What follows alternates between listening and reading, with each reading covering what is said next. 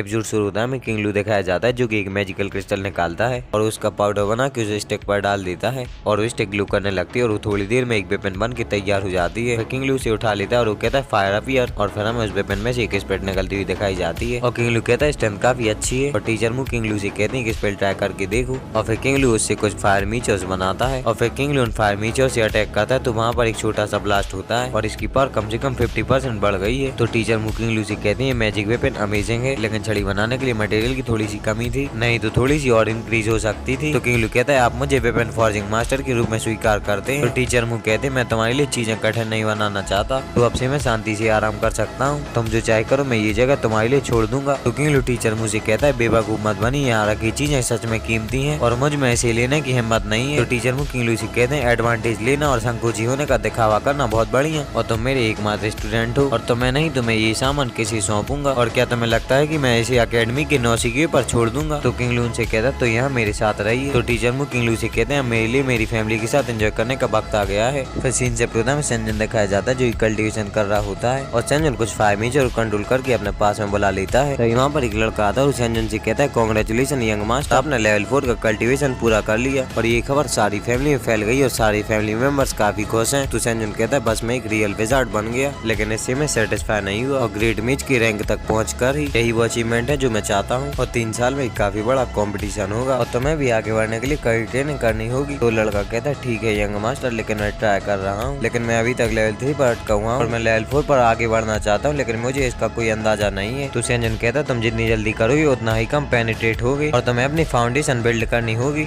और फिर सब कुछ एक साथ आ जाएगा। तो अंधा कहता है मुझे याद आएगा कि आपने मुझे क्या सिखाया और सेंजन कहता है इक्विपमेंट लेने के लिए मेरे साथ आओ और मुझे कंप्लीट विजार्ड इक्विपमेंट की जरूरत है अब से 3 साल बाद बड़े कंपटीशन में और मैं डेफिनेटली टॉप स्पॉट छीन लूंगा। तो बंदा कहता है यंग मास्टर को स्ट्रॉन्गेस्ट होना चाहिए। सीन सेप्टोता में हरनैन दिखाई जाती है जो कि कल्टीवेशन कर रही होती है और उसका कुछ और बाहर फेंकता है और सूना से कहती मेरे साथ प्रैक्टिस करो। तो सूना हरनैन से कहती मास्टर आपकी मैजिकल पावर बहुत स्ट्रॉन्ग है और मैं इसे बैलेंस नहीं कर सकती। तो हरनैन कहती इससे कोई फर्क नहीं पड़ता, मुझे तुम्हारी स्ट्रेंथ देखने दो। तो हरनैन नीचे उतर के आती है। तो सूना कहती मास्टर ऐसा लगता है कि मैं वास्तव में आपके लिए उपयुक्त नहीं हूँ। तो हरनैन सूना से कहती अब तुम्हारा लेवल 4 ब्रेक थ्रू करने का समय आ गया है और फिर हरनैन सूना को लेवल 4 का डीमन कोर देती है और कहती ये तुम्हें ब्रेक थ्रू करने में मदद करेगा और तुम यहीं रुको, ब्रेक थ्रू करो, मैं इक्विपमेंट लेने जा रही हूँ। सीन शिफ्ट होता है में डीन दिखाए जाते हैं जो कि टीचर मुँह से बात कर रहे होते हैं और डीन टीचर मुँह से कहते हैं लीकिंग लू वेपन फॉर्जिंग मास्टर बन गया है। तो टीचर मुँह कहते हैं क्या मेरे फैसले पर आपको डाउट है? तो डीन कहते हैं नहीं ऐसी कोई बात नहीं है और डीन कहते हैं पता चला कि इस यंगस्टर ने अपनी एबिलिटीज को बहुत अच्छे से छुपा रखा था और वो यहाँ 3 साल तक रहा है और ऐसा कोई तरीका नहीं जिससे आप उसके बारे में कुछ अनयूजुअल चीज नोटिस ना करें। तो टीचर मुँह कहते हैं पक्का कुछ अनयूजुअल होगा, लेकिन किसके पास कुछ छोटे सीक्रेट्स नहीं है, बस इसे उसके लिए एक टेस्ट के रूप में ले और उसके हौसले को तेज करने का तरीका। तो टीचर मुँह कहते हैं वो एक स्मार्ट लड़का है और बहुत समय हो गया है और मैंने डिफरेंट प्रकार के मैजिक टूल बनाए और वो काफी अच्छे से दौड़ते हैं और यदि मैजिकल पावर की कमी नहीं होती तो मैं बहुत समय पहले तक एक विजार्ड होता।